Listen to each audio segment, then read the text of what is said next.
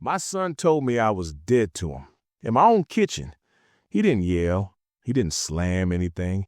He just stood there, calm, cold, certain. And he said, "As far as I'm concerned, you're not part of our lives anymore." Then he added the part that stayed with me. "You're dead to us." The refrigerator hummed behind him. My coffee had gone cold. His wife stood beside him, arms crossed, watching me like she was waiting for a scene. I didn't give her one. I didn't cry. I didn't argue. I just nodded. And the next morning, I made a phone call. I wasn't a perfect mother, but I was a present one. When his father died, my son was 9 years old. I still remember the way he gripped my coat at the funeral, like if he let go, I'd disappear too. I didn't disappear. I worked 2 jobs. I skipped vacations. I sold my wedding ring when the mortgage got tight. I packed his lunches. I stayed up late helping him build science fair projects out of cardboard and hope. He used to tell people I was his hero. When he graduated college, I was sitting in the front row, crying into a handkerchief that belonged to his father. He hugged me after the ceremony and whispered, "I couldn't have done this without you." I believed him. Maybe that was my mistake. Things didn't change overnight. They changed slowly, like paint fading in sunlight. It started after he got married. His wife, Claire, was polished, strategic, the kind of woman who never raised her voice but always got her way. At first, I welcomed her. I tried. I really did. Sunday dinners, babysitting when their first child was born.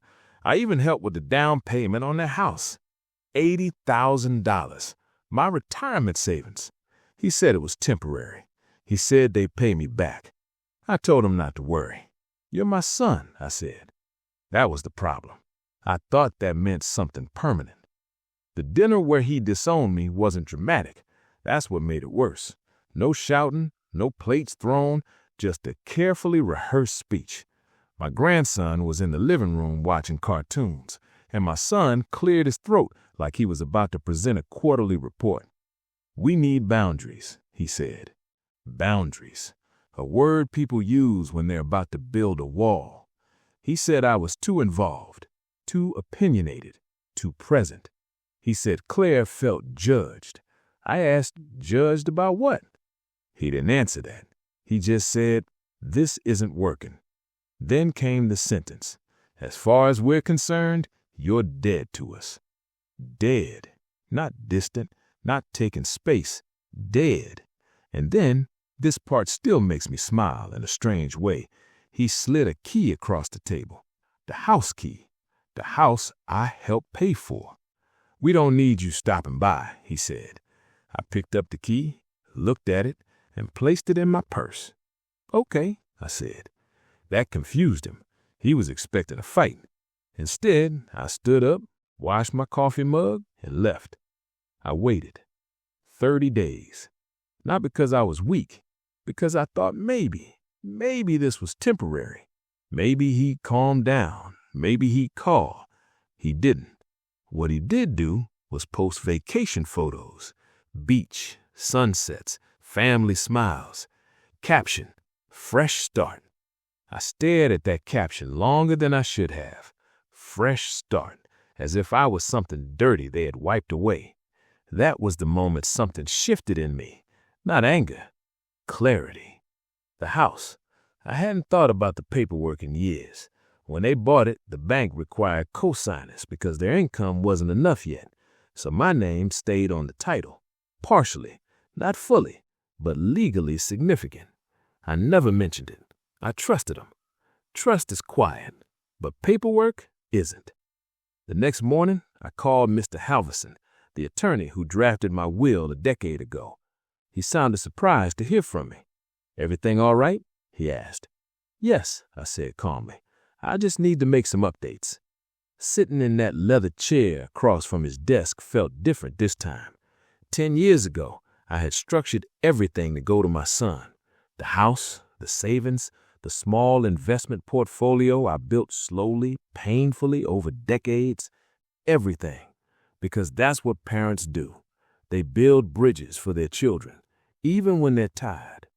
Mr. Halverson flipped through the old documents. "Beneficiary is your son," he said. "Same as before?" I paused. He looked up.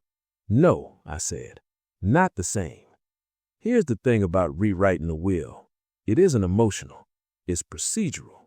Calm, measured, ink on paper.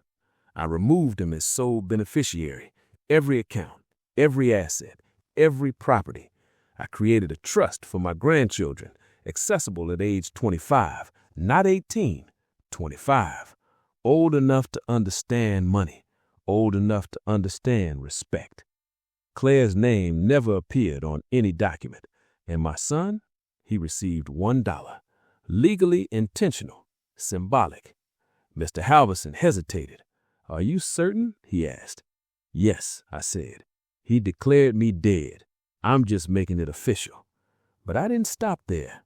I updated medical power of attorney, removed his authority, assigned it to my sister. I removed him from emergency contacts, from bank access, from everything. It wasn't revenge. It was alignment. If I was dead to him, then my estate reflected that reality. For the first time in months, I felt steady. Not vindictive, not cruel, just balanced. The call came 3 weeks later. I almost didn't answer, but curiosity won. "What did you do?" he demanded. Not hello, not how are you, just accusation. "I updated my will," I said calmly. Silence. "How did you even? Who told you?" "I'm still legally on your house paperwork," I reminded him gently. That silence stretched longer. "You can't punish me like this," he snapped. "I'm not punishing you," I replied. "I'm respecting your boundaries." Apparently, they were trying to refinance the house. Lower interest rates, better terms. The bank flagged title complications. My name, still there, still legally relevant. Claire was furious. I could hear her in the background. He accused me of manipulation, control, emotional blackmail.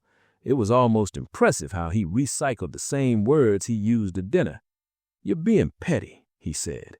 "No," I answered quietly. "I'm being consistent." 2 days later, he showed up at my door, alone. He looked tired, older, like stress had carved new lines into his face.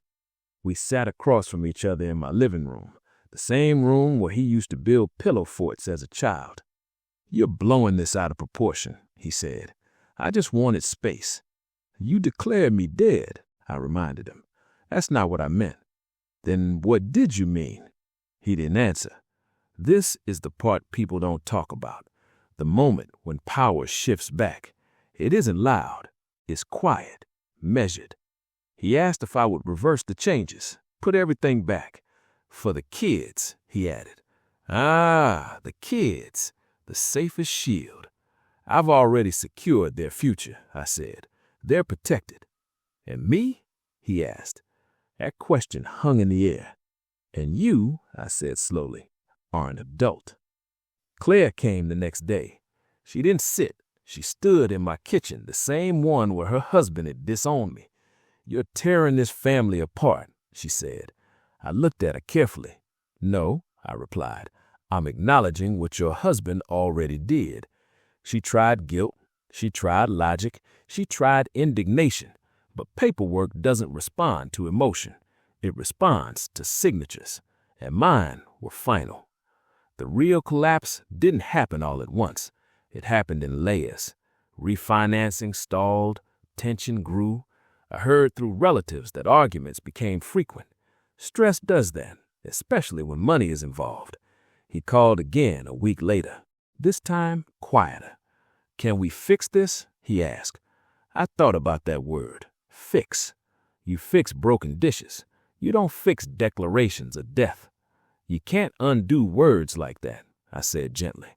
"They change things." Months passed. We didn't speak, and something unexpected happened. I felt peaceful. I joined a book club, took a short trip with friends, started volunteering at a literacy center. Life expanded quietly, without tension, without walking on eggshells. Then one afternoon, I received a letter, handwritten, from him. It wasn't dramatic, it wasn't perfect, but it was honest. He admitted he felt pressured, that Claire wanted distance, that he chose convenience over courage. He didn't ask about the will. He asked if we could talk. Not about money, about us. That mattered. We met in a cafe, neutral ground. He looked nervous, like a boy again. I was wrong, he said. 3 words, simple, rare. He didn't mention inheritance. He didn't mention the house. He just said he missed his mother. I listened, carefully. Then I said something I'd been holding on to. Respect isn't inherited, I told him. It's practiced. He nodded, and for the first time in a long while, I believed he understood. I didn't immediately change the will. That's important. Forgiveness and restoration are not the